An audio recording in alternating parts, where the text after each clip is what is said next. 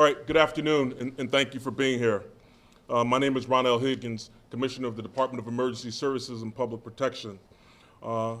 We had a call this morning in the town of Mansfield about a train derailment that you're going to be reporting on. I am joined today by Tony Moran, Mayor of the town of Mansfield.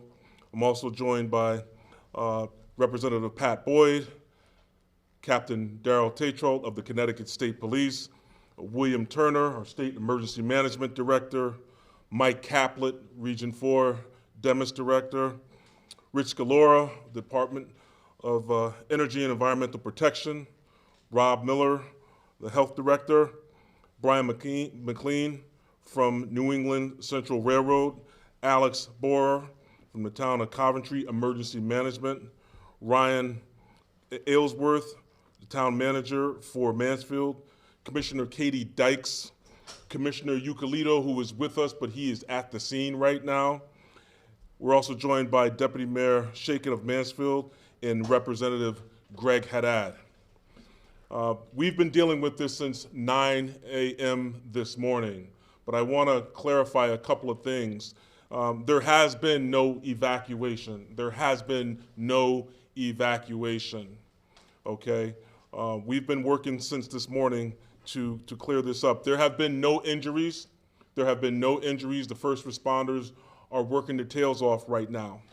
Pretty soon, I'm going to call up Chief Roach, who is the incident commander for this incident, who's going to be able to provide some specifics, okay? But this is an ongoing endeavor. The folks here that are gathered are all working together. So I'm going to call up Chief Roach right now to provide some specifics of this incident. Chief? Thank you very much, Commissioner. All right, so at approximately 9:04 this morning, the Mansfield Fire Department received a call. We were dispatched out for a possible train derailment on the Connecticut Central rail line, which is behind us, for a train that was heading southbound that derailed, a possible derailment. The train had a total of 41 cars, 2 locomotives. The rear 13 cars had detached from the train. Of those 13 that had come detached, 10 did derail. Of those 10 that derailed, 9 rolled over onto their side. 6 of those cars were carrying propane. There does not appear to be at this time any leak of any of those propane cars in any shape. We do have crews on scene continuously metering, checking for any leaks. Cars that left the tracks were carrying food grade grease. One of those vehicles did have a puncture to it. At the time, it leaked about 2,000 gallons of grease. That leak has been stopped, and crews on scene are mitigating that spill and cleaning that up currently as we speak. Doesn't appear to be any hazard to that. Again, it's just basically animal fat.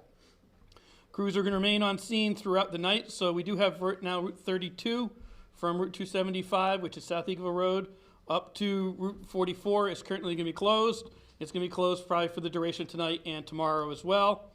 We are working with the train companies and their recovery efforts, and it looks like they're going to be bringing heavy equipment in tonight, starting around midnight. So it's going to be a multi-day effort that we're going to be out there for a while, making sure that the scene is safe, and we again continue to monitor with the partners from DEEP and the rail company. We've got quite a bit of monitoring, making sure that there is no spill, there is no leak, there is no hazard to the community.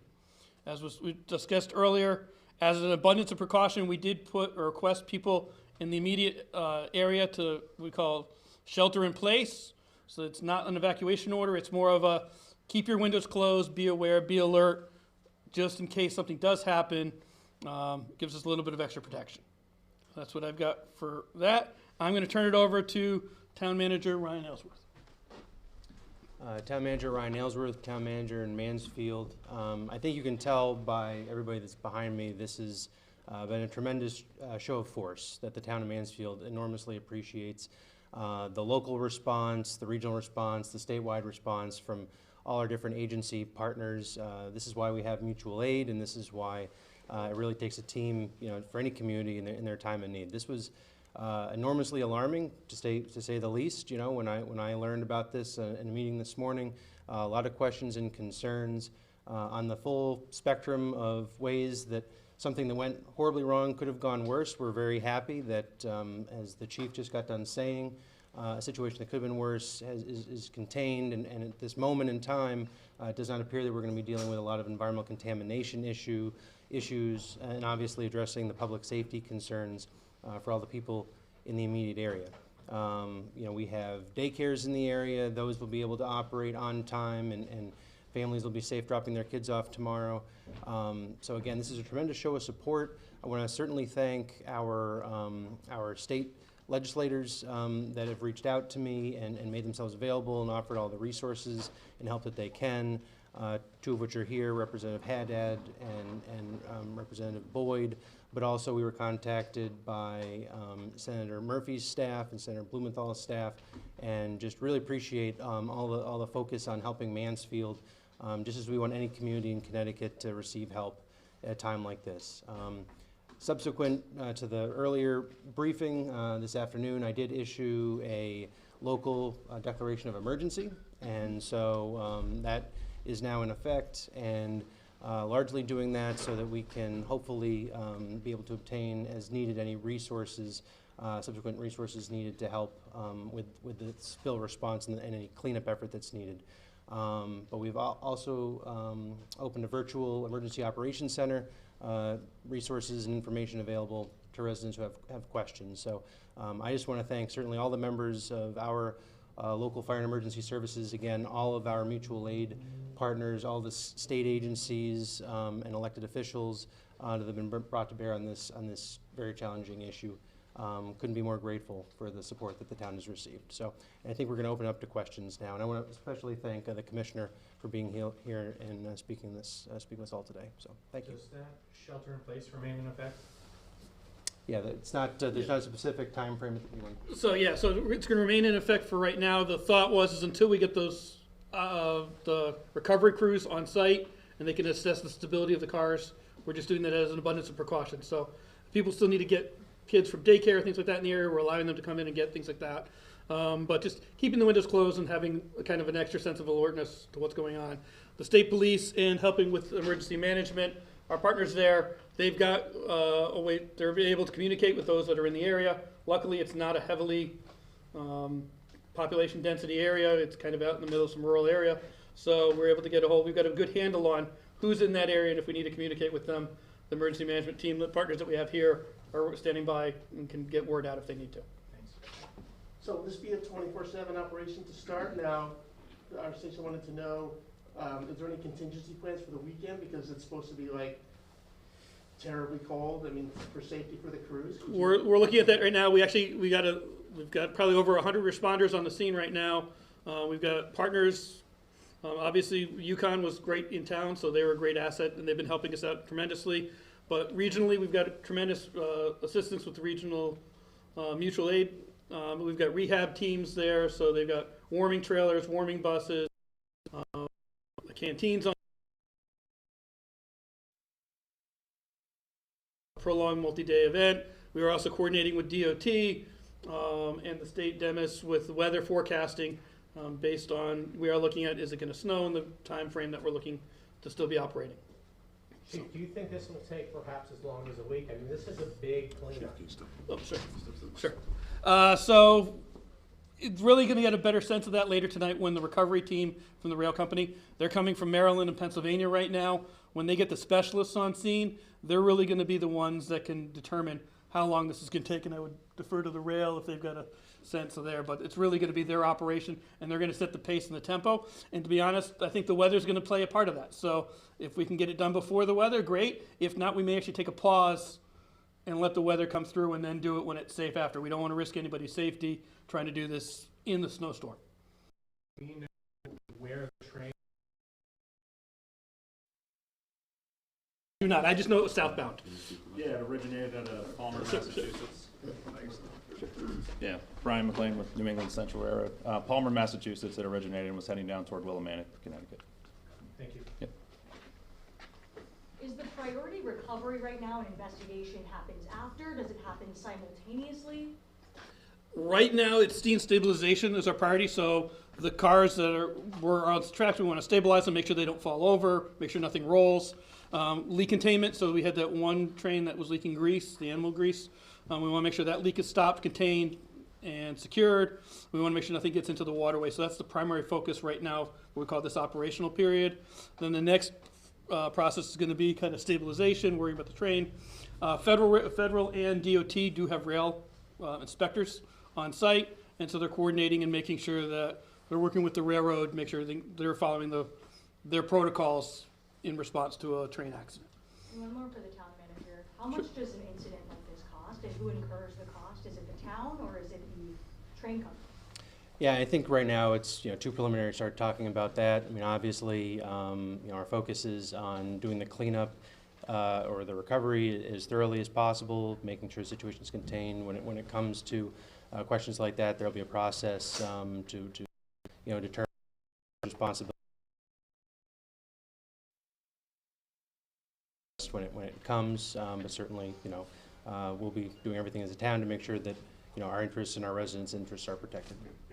Sorry if I missed it before, if you repeat yourself. So the one car that is leaking animal grease, is that one that's in the water or is that one that's on the land? That one was on land, and that leak has been stopped. So they've stopped the leak, so it's not leaking anymore, but right now they're trying to clean up what product did already spill. And is there any, it was a contained area, is that a place that might have any effects? Is that something you figured out? It's contained, but we're still close. It's very close to the waterway, so we're just trying to be very cautious.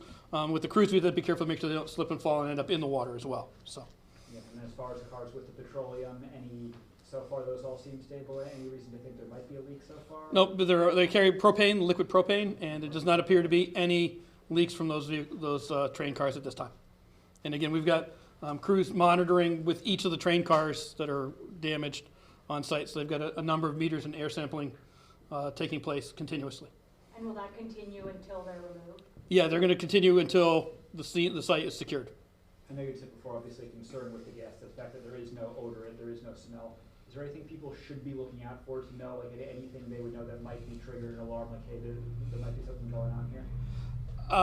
You're not going to, to your point, you're right, you're not going to smell it, which is why we've got the meters in place right there all around the cars. So if there's, and we've got meteorologists on site as well, thanks to the state of Connecticut. So they're tracking the wind, the weather, the patterns, things like that, and we're keeping a very close eye on that. And so hopefully we would detect it, and then if any of the meters got any type of alert, that's when we already have plans in place to notify people in the area. I know it's still very early. Are there any kind of early indications of what could have caused it? I know it's kind of been done with the track. At this point, it's way too early to even speculate on something like that. Do you want to speak again about the no-fly zone? Because I know you don't want anybody to come down with their drone or. Correct, yeah, so there is a temporary flight restrictions in place over the incident site. That is in place that way. Currently, the DEP, the state police have their drones up, as well as one of the environment drones up. And so again, drones are an incident on top of an incident, to say. So we did put that in place for everybody's safety. We are using the drones extensively right now to kind of fly along the train and take pictures, especially out over the water where some we can't get to easily. So they can get some good pictures and good identification of exactly what product is and make sure there's no leaks. So that's why we have the flight restriction in place. Is it safe to characterize this whole incident? I think I overheard someone say when I walked in, could have been a lot worse.